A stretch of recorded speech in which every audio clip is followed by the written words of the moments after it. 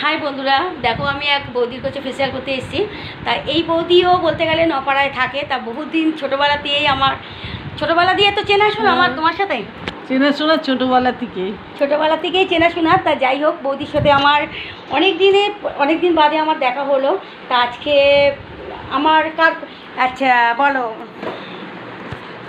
তুমি যে আমার সাথে আমার কাছে ফোন নাম্বার আমার বৌদির কাছে ছিল না। তা বৌদি আমার দিদির সাথে দেখা হয়েছে আজকে। তার দিদির কাছ থেকে ফোন নাম্বার নিয়েছে, নেওয়ার পরে আমাকে ফোন করার পরে আমি এই রাত্রিবেলা পৌঁছাই বৌদির বাড়িতে। কারণ আমার ছেলেকে পড়াতে যখন আসি তখনই আমি কাজগুলো করি।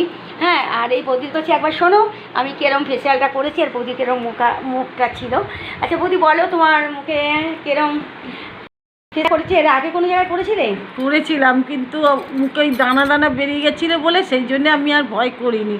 তবে ওর বোনের সাথে দেখা হয়েছিল, তাই বোনকে বললাম ও তোমার দিদি করে, বলে হ্যাঁ করে। তারপর আমি বললাম তাহলে তুমি যোগাযোগ করে দিও। বোন এটা ওই ওর বোনের সাথে দেখা হয়েছিল।